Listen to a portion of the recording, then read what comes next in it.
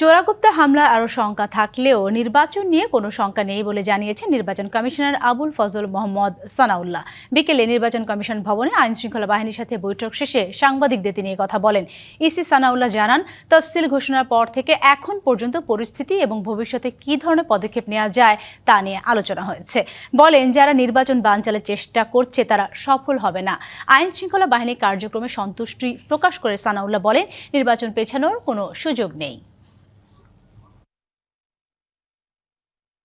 যারাই এই নির্বাচনকে বানচাল করার, প্রতিহত করার বা ক্ষতিগ্রস্ত করার কোনো চেষ্টা করবেন তারা ব্যর্থ হবেন।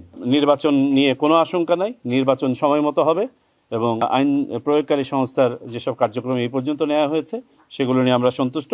তবে যেসব জায়গাতে আরও অধিকতর কাজ করার অবকাশ আছে সেগুলো নিয়েও কথা হয়েছে। নতুন এবং ফিরে আসা গ্রাহকদের জন্য নগদে চলছে ক্যাশব্যাক সহ প্রতিদিন হাজারো উপহার জেতার সুযোগ। হবে আশা আর ফেরা, সারপ্রাইজ সেরা।